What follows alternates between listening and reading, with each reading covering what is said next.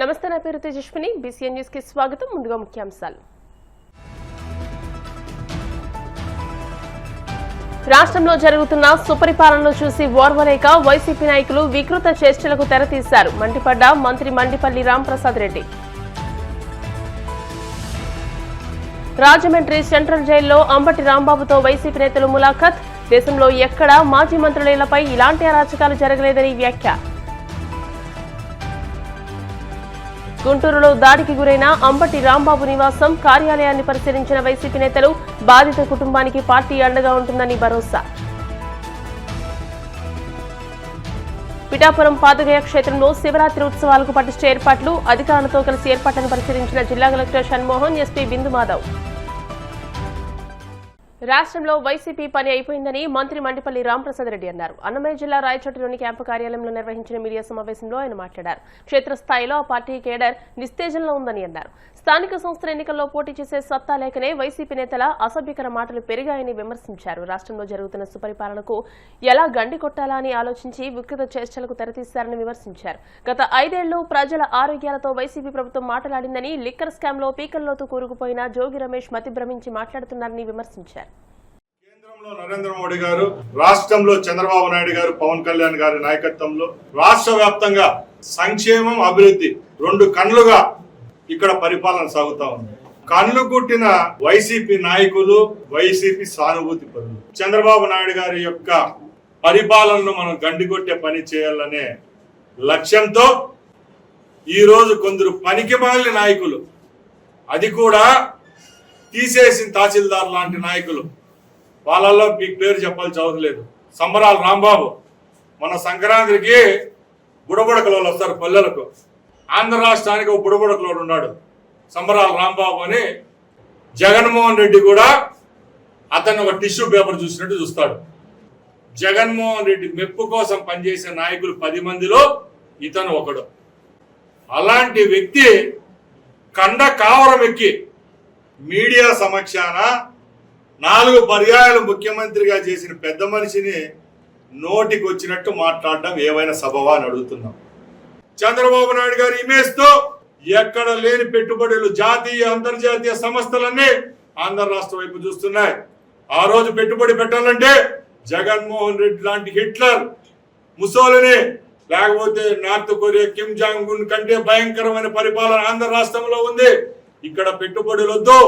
ఆ రోజు చంద్రబాబు నాయుడు గారితో చేసుకున్న ఎంఓయూలను కూడా రద్దు చేసుకొని చెన్నైకో, లేకుంటే బెంగళూరుకో, లేకపోతే పూనాకు పారిపోయే పరిస్థితి నుంచి రాష్ట్రాన్ని మళ్ళా మేల్కొనే విధంగా చేసిన ఘనత చంద్రబాబు నాయుడు గారికి, లోకేష్ బాబుకి దక్కింది. సజ్జల రామకృష్ణారెడ్డి వార్డు మెంబర్ కంటే ఎక్కువ, సర్పంచ్ కంటే తక్కువ. నీ పేరు సజ్జల రామకృష్ణారెడ్డి కాదు, గజ్జల రామకృష్ణారెడ్డి. గజ్జల గల్గల్ అంటే ఏదో రామకృష్ణారెడ్డి. అలాంటి రామకృష్ణారెడ్డి కూడా చంద్రబాబు నాయుడు గారి గురించి వ్యంగ్యంగా మాట్లాడతారు. మేము తెలుగుదేశం పార్టీ సైనికులుగా అడుగుతున్నాం. మాటకు మాట, దెబ్బకు దెబ్బ, టూటాకు టూటా అనే సాంప్రదాయంతో మేము పనిచేయడం లేదు. గాంధేయవాదం మా నాయకుని యొక్క అజెండా. రాష్ట్రాన్ని అభివృద్ధి చేయాలా, మన బిడ్డలకు భవిష్యత్తు కల్పించాలా. ఈ రాష్ట్రంలో భయానకమైన పరిస్థితులు వస్తే పెట్టుబడిదారులు మళ్ళీ ఈ రాష్ట్రం నుంచి వెళ్ళిపోతారు. ఇక్కడ రాజకీయంగా ఏ విధమైన సమస్యలు లేవనెత్తినా కూడా ఆంధ్ర రాష్ట్ర బ్రాండ్ దెబ్బతింటుందని చెప్పి 20 నెలలు మేము వేచి చూసాం. మాలో సహనం కోల్పోయే పరిస్థితి మీరు తీసుకొని రావద్దండి. సంబరాల రాంబాబుకు, అలాగే లిగ్గర్ రమేష్ కు, అలాగే గజ్జల రామకృష్ణారెడ్డి గారికి, ఇలాంటి ఎవరైతే మీడియాకి ఎక్కి పిచ్చి కుక్కల్లాగా వాగుతున్నారో వాళ్ళందరికీ ఖబర్దారని చెప్తున్నాం. ఇలాంటి చర్యలు మళ్ళీ చేస్తే ఎక్కడైతే మీరు ఇలాంటి మాటలు మాట్లాడతారో అక్కడికే వచ్చి తగిన బుద్ధి చెప్పేదానికి తెలుగుదేశం పార్టీ 1,20,00,000 సభ్యత్వాలు కలిగిన ఏకైక పార్టీ, 1,20,00,000 మంది ట్రూప్. భారతదేశానికి ఎంత సైన్యం ఉందో తెలుగుదేశం పార్టీకి అంత కార్యకర్తల బలం ఉంది. కార్యకర్తలతో పెట్టుకోవద్దండి. మా నాయకత్వాన్ని గురించి కానీ, మా పార్టీ గురించి కానీ, మా నాయకుల గురించి కానీ మాట్లాడే హక్కు మీకు లేదు. ప్రజాస్వామ్యబద్ధంగా ఉంటే మేము అదే విధంగా పనిచేస్తాం. రెచ్చగొట్టే ధోరణిలో ఈ రాష్ట్రంలో మీడియా ఉంది, సోషల్ మీడియా ఉంది, ప్రింట్ మీడియా ఉంది. అందరి దగ్గరికి వచ్చి యథాతథంగా మీరు మాట్లాడే పరిస్థితికి కొనసాగిస్తే తప్పకుండా మూల్యం చెల్లించుకునే రోజులు దగ్గరున్నాయని తెలియజేసుకుంటూ ప్రజాపక్షాన పోరాటం చేస్తున్న ప్రతిపక్షం గొంతు నొక్కే ప్రయత్నాలు ఎంత చేసినా వెనక్కి తగ్గబోమని, మా పోరాటం ఆగదని వైసీపీ నేత ముద్రగడ పద్మనాభం స్పష్టం చేశారు. రాజమండ్రి సెంట్రల్ జైల్లో ఉన్న మాజీ మంత్రి అంబటి రాంబాబును ముద్రగడ పద్మనాభం, తోట త్రిమూర్తులు, జిల్లా పార్టీ అధ్యక్షుడు చెల్లబోయిన వేణుగోపాలకృష్ణ, రాష్ట్ర యువజన విభాగం అధ్యక్షుడు జకంపూడి రాజా, మాజీ రాష్ట్ర housing corporation chairman Medapati Sharmila Reddy తదితరులు ములాఖతులో కలిశారు. ఈ సందర్భంగా వారు మాట్లాడుతూ అంబటి రాంబాబును ఇలా కలవడం బాధాకరమని అన్నారు. మాజీ మంత్రుల ఇళ్లను తగలబెట్టే సంప్రదాయం రాష్ట్రంలో ప్రవేశపెట్టడం దురదృష్టకరమని వ్యాఖ్యానించారు. కల్తీ నెయ్య విషయంలో నాకు తప్పుడు రిపోర్ట్ వచ్చింది, నేను సారీ చెప్తున్నాను అంటే ఆయన గౌరవం పెరిగేదండి. ఆ పని చేయకుండా వేరే రకంగా దాడి చేయించడం, ఆ కప్పిపుచ్చుకోవడం కోసం, తప్పించుకోవడం కోసం విశ్వ ప్రయత్నం చేస్తా ఉన్నారు. ఇది మంచి పని కాదు. చాలా సీనియర్ ముఖ్యమంత్రి అని చెప్పుకుంటున్నారు, కానీ చెప్పుకుంటారు మీరు, కానీ మీరు చేసే పనులు మాత్రం బాగోలేదండి. చంద్రబాబు నాయుడు గారు, మీలో మార్పు రావాలా. ఇది మంచి విధానం కాదు కాదు కాదు దేశంలో ఎక్కడ ఇటువంటి అరాచకం మాజీ మంత్రులు ఇళ్ల తగలబెట్టడం అనేది ఎక్కడా లేదని మీకు తెలుసు, కానీ ఈ రాష్ట్రంలో తమరు ప్రవేశపెట్టడం అనేది బాధాకరం. అటవిక పాలన పోయి వాళ్ళ ప్రజాస్వామ్యం వచ్చి ప్రజలు ప్రశాంతంగా జీవించేటువంటి ఒక చట్టాలను తయారు చేసుకున్నటువంటి రాజ్యాంగబద్ధంగా పాలించాల్సినటువంటి పాలకుడు ఓటు ద్వారా అధికారం లభిస్తే మరలా ఆటవిక పాలననే చూపించారంటానికి ఇవాళ అంబటి రాంబాబు గారి యొక్క అరెస్ట్ ఒక ఉదాహరణ. ఇప్పుడే పెద్దలు గురువారి పద్మనాభం గారు చెప్పారు, ఈ రాష్ట్రంలో ఒక కొత్త పోకడిని తీసుకొచ్చారు. ఎవరైతే బాధితులు ఉన్నారో బాధితులు ముద్దాయిలు అవుతున్నారు. బాధించిన వాళ్ళు, ఎవరైతే బాధలకు గురి చేసే వాళ్ళు ఉన్నారో వాళ్ళు గొప్పలు చెప్పుకుంటున్నారు. బాధితులు ముద్దాయిలు కావటం ఏంటండి? ప్రజాస్వామ్యంలో ఎక్కడైనా ఉందా ఇది? చంద్రబాబు నాయుడు గారి స్టేట్మెంట్లు చూస్తే ఎలా ఉన్నాయి? దీని మీద ఆరాలు తీస్తున్నారంటున్నారు. పట్టపగలు అంబటి రాంబాబు గారు ఏం ప్రశ్నించారు? ఏదైతే మీరు కల్తీ లడ్డు, కల్తీ నెయ్యి అనేటువంటి అంశాన్ని తీసుకొచ్చారో అందులో వాస్తవం లేదని, అందులో జంతు కొవ్వు కలవలేదని, ఫిష్ ఆయిల్ కలవలేదని, పంది కొవ్వు కలవలేదని సిబిఐ తన షార్ట్ షీట్ లో పేర్కొన్న విషయాన్ని ప్రస్తావించారు. దానికి మీరేం చేస్తున్నారు? కలిసిందన్నట్టుగా పోస్టర్లు వేయటువంటి ఏమిటండి సంస్కృతి? మీరు పాలన చేస్తున్నారు కదా, పాలనా అధికారం మీ దగ్గర ఉంటే ఈ సంస్కృతి తీసుకురావడం, దాన్ని ప్రశ్నించినందుకు మీ వాళ్ళ చేత దాడి చేయిస్తారా? ఆయనకి అంబటి రాంబాబు గారి పైన ఒక మహిళ మణి చేసినటువంటి వ్యాఖ్యలు మీకు వినపడలేదా? వారు రాంబాబు గారిపై దాడికి యత్నించిన విధానం మీకు కనపడలేదా?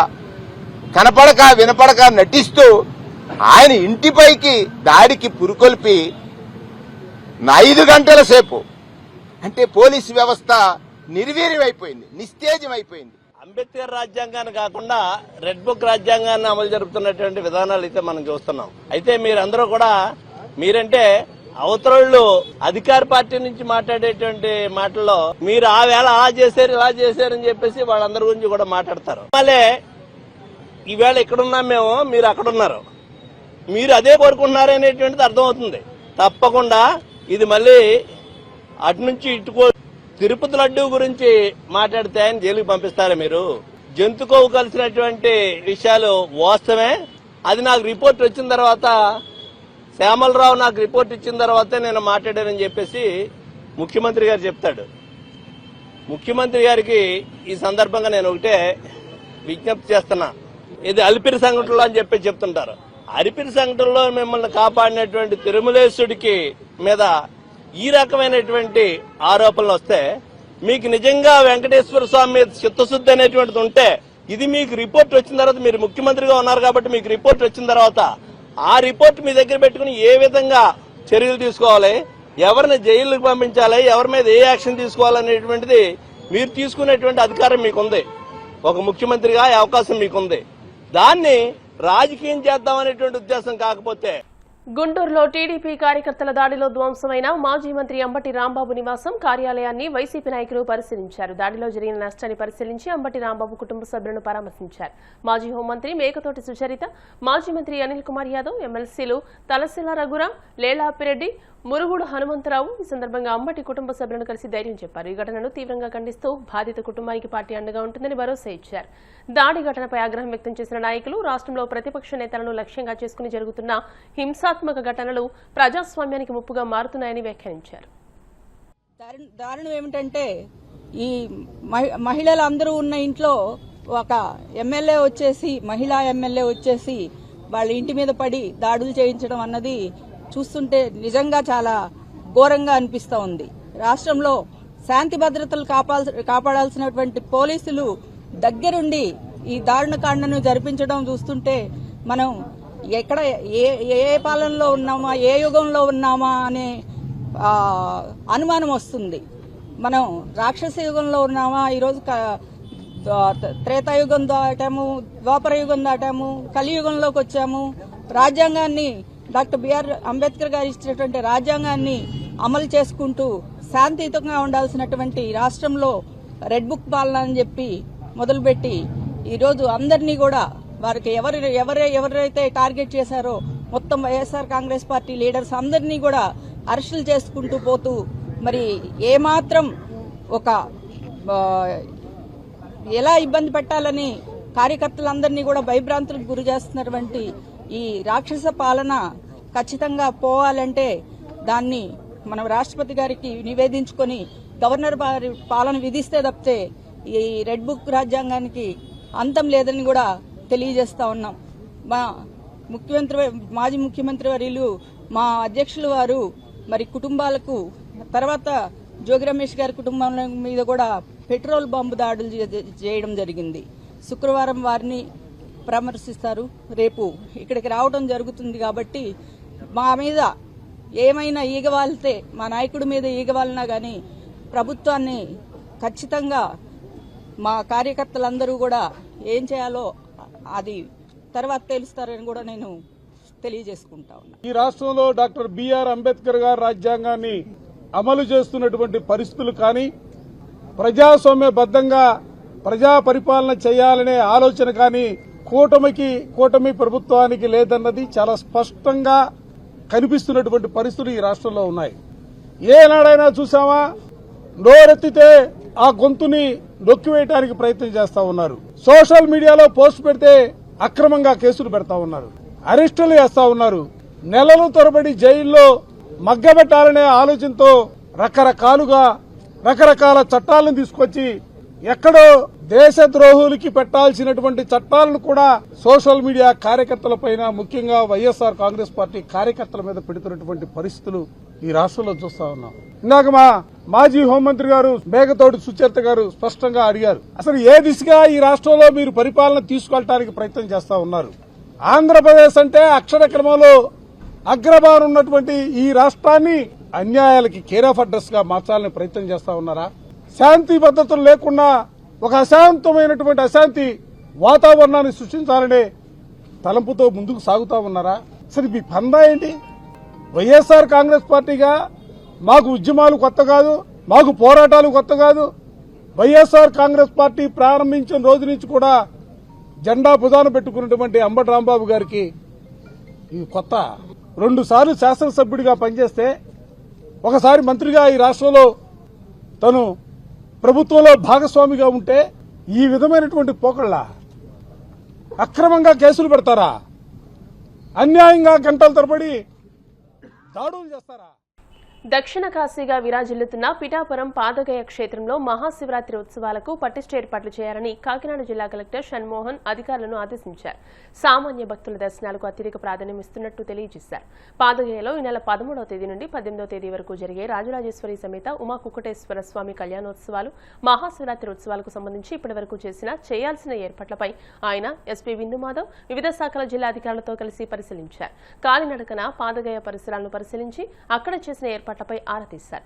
భక్తులు పుణ్య స్నానాలు ఆచరించి పాదగయ పుష్కరిణి దర్శన మార్గాలు స్నానాలు ఆచరించి భక్తులు దుస్తులు మార్చుకునేందుకు చేసిన ఏర్పాట్లు, తాగునీరు, పారిశుద్ధ్య నిర్వహణ, భోజన ఏర్పాట్లు, నిరంతర విద్యుత్ సరఫరా, వైద్య శిబిరాల నిర్వహణ, సాధారణ వీఐపీ భక్తుల ప్రవేశ నిష్క్రమణ మార్గాలు, రద్దీల నియంత్రణకు పటిష్ట లైన్ల ఏర్పాట్లు, బారికేడింగ్, ట్రాఫిక్ నియంత్రణ తదితర అంశాలపై సమీక్షించి పలు సూచనలు ఇచ్చారు. ఇప్పుడు కాసేపు ప్రకటనలు.